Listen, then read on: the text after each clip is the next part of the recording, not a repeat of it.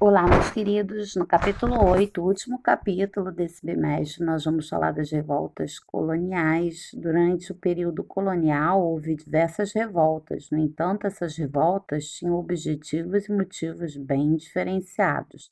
Podemos classificá-las em quatro grupos: os movimentos nativistas, emancipacionistas, as guerras indígenas e as lutas pelos colonos.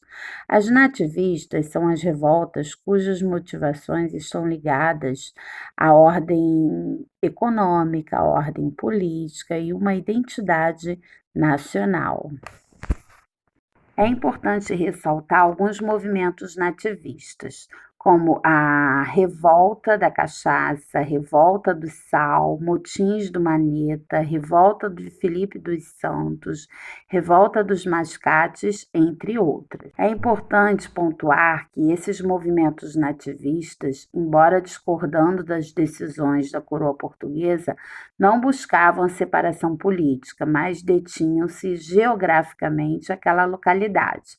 Não se opunham à ampla dominação colonial e tampouco à luta por uma situação diferente da colônia. O foco mesmo dos protestos por uma situação diferente da colônia. Já os movimentos emancipacionistas caracterizavam-se justamente por serem conspiratórios e suas bases e fundamentos estavam ligados a movimentos que aconteciam na Europa e por isso tinha o objetivo da conquista da separação, independência, autonomia política em relação a Portugal. Tinham muitos movimentos eram inspirados por ideias iluministas, tá? Bom, pode-se dizer que esses movimentos apresentaram uma certa organização política e também militar, além do forte desejo contra a dominação colonial. No entanto, os motivos que levaram à criação desses movimentos surgiram em certa medida e ampliaram os desejos já levantados nos movimentos nativistas. Bom, elevação dos impostos, né?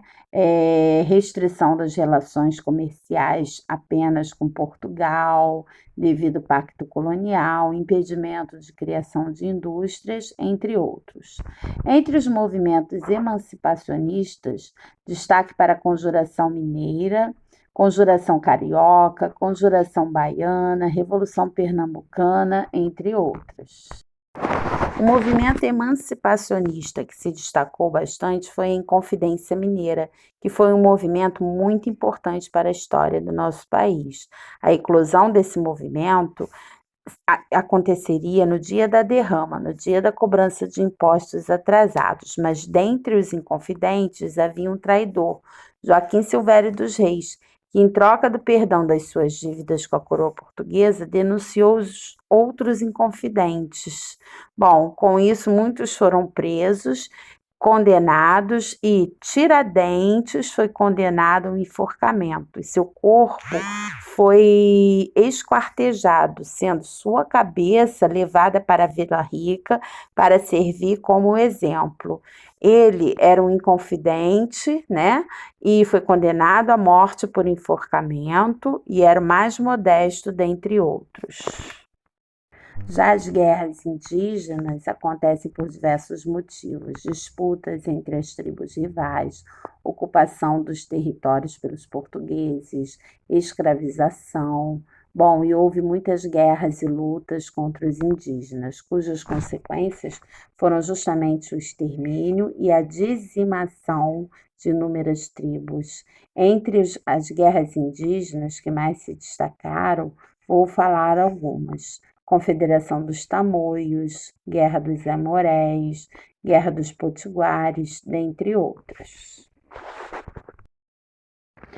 Bom, e a luta pelos colombos aconteceram devido à significativa resistência dos negros africanos e afrodescendentes contra a condição durante o período colonial.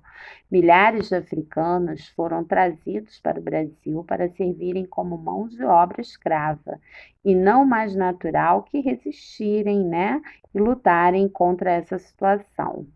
Bom, os escravos que conseguiam fugir se refugiavam em colombos, que eram aldeias ou vilas construídas em lugares de difícil acesso, exatamente para dificultar a sua localização. Em locais praticamente autônomos, pois seus membros evitavam entrar em contato com outras vilas ou a cidade. O maior quilombo que mais resistiu aos ataques do governo foi o Quilombo dos Palmares. Espero que vocês tenham gostado e fiquem com Deus. Último conteúdo para a prova.